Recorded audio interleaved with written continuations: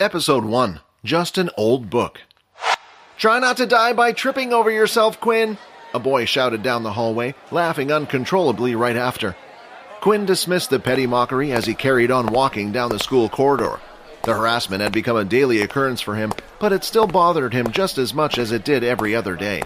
Thus, he wasn't able to hold back his desire to retaliate. Quinn slowed down his stride and stopped.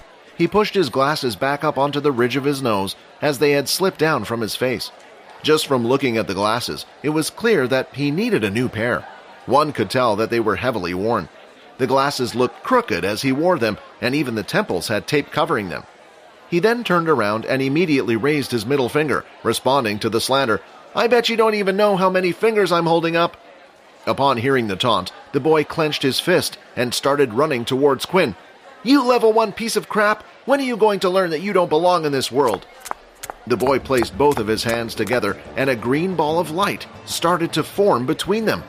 When he was only a few meters away from Quinn, the boy threw his hands forward, and a green beam shot out from the palm of his hands. Quinn had nowhere to go, and the ray of light was too fast for him to dodge. Hence, he knew that all he could do was grit his teeth and bear the pain. As the light hit him, his body was lifted into the air and sent flying backward onto the far-end corridor wall. "What's going on?" a student among the crowd said. "Are they fighting on the last day of school?" A crowd had immediately formed outside, interested in what the commotion was all about.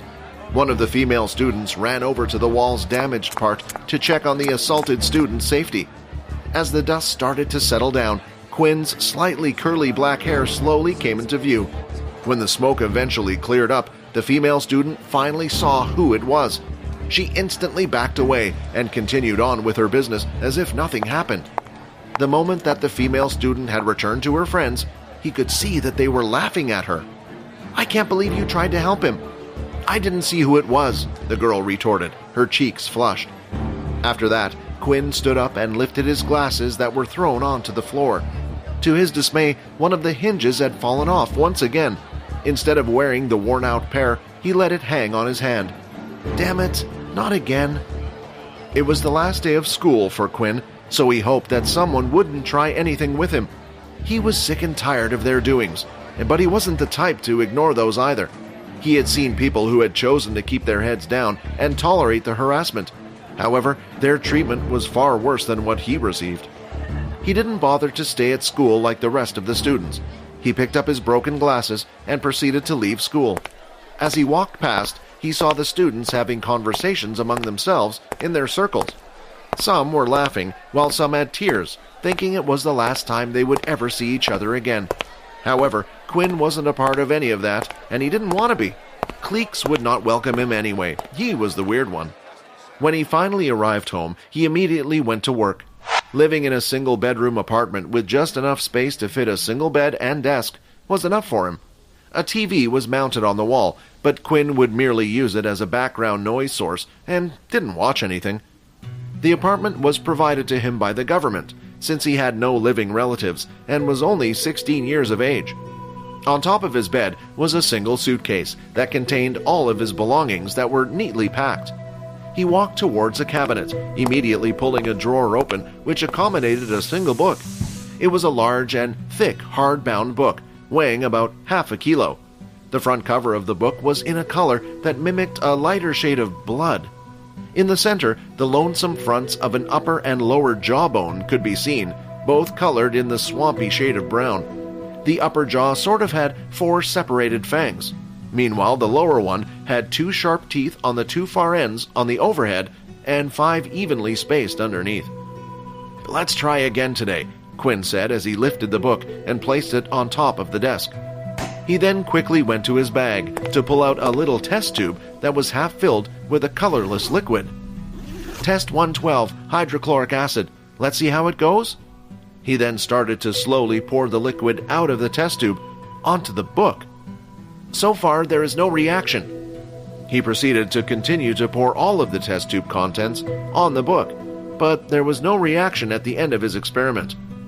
Carefully, he examined the book while jotting down the results in his notebook, seeing if there was any damage done, yet the book looked the same as always. "Another failure. Why won't you open? Why did Mom and Dad even have this thing? 112 times. This was the number of different ways that Quinn had tried to open the book. Not only did the book not open, but it seemed like it cannot be damaged either. He had even tried burning the book, cutting the book, melting the book, though nothing had worked against the book that seemed utterly durable. Lying on his bed, he turned on the TV for its sole purpose, making background noises. He never really paid attention to what was on. With it, the sound of other voices made him feel less lonely. Upon turning on, the TV displayed an ongoing news show. The peace treaty with the Dalki race has lasted for 5 years now, but officials are saying that tension is rising once again. Now we must prepare for another war. The mention of war had always been shown on the TV non-stop, ever since a certain day 30 years ago. The human race received a visit from the so-called Dalki. They had the physique of humans, except for their skins that were riddled with scales and the presence of tails that were similar to what the dragons had. With no real clue of why they had suddenly appeared, they immediately demanded that the human race hand over their resources and wanted to use them as slaves. Of course, the humans decided to fight back, but they quickly found out that their modern technology was useless against them. Bullets couldn't penetrate their skin, and as for tanks, well, Dalki had airships. Every individual, disregarding the gender, was told to fight for their planet, and that included Quinn's parents. The war went on for years, so he grew up not knowing what his parents looked like. When the humans were on the brink of defeat, a select group of people came forward. These people had special abilities. They began sharing their knowledge of how they obtained such power in hopes of turning the tide in the war, and thankfully, it worked. Even so, the Dalki were still strong, and a seemingly endless stalemate led to the peace treaty signed 5 years ago. Obviously enough, human greed got the better of humanity, and instead of sharing these powers with everybody else, the higher-ranked governmental officials decided to keep them for themselves. Only those with money could learn the more powerful abilities, while everyone else was left with scraps. It was something that needed to be done. Poverty had taken over the world, but people had powers and were using them uncontrollably, unlike before. Quinn was given nothing when his parents died. The government agreed to pay for his living expenses while he was still in school, but that was it. When his parents died, him being at the age of 10, an agent appeared at his doorstep and handed him a book. He was told that it was the only thing that his parents possessed, one that they passed down when they died. "Why is the world so unfair?" he uttered, lamenting about his situation. Getting out of his bed, he started sauntering towards his desk. He picked up his glasses that were still slightly broken and decided that he needed to fix them. He noticed that one of the lenses was slightly out of place, and he tried to punch it back into its frame. "Come on, just get in!" he shouted as he tried to forcefully fix the glasses. The frustration he had been bottling up was on his face as he struggled furiously with the lens. Unfortunately, the lens suddenly crumbled into pieces. One of the shards of plastic even created a deep gash in his thumb. He screamed and kicked at the table. "Why does the world hate me?" After a while, he calmed down and started to clean up the little pieces of glass, noticing that a piece had landed on top of his book. As Quinn removed the piece of glass, a drop of blood from his thumb landed on top of the book. The object plastered on the center of the book started to glow, and suddenly the book began to float, hovering until it was on eye level with Quinn. Quinn darted back and away from it. The glow from the book made his room look emptier with the little bed at the corner and the solitary seat beside it. What the hell is happening? The book started to emit a blinding radiance as it shook uncontrollably. A few seconds later, it finally opened up.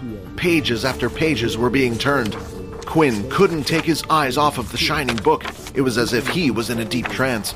The words written on the pages of the book weren't in any language that he had ever seen before. Nevertheless, for some reason, he felt like he could understand it. When the book reached its last page, it started to disappear, gradually turning into dust.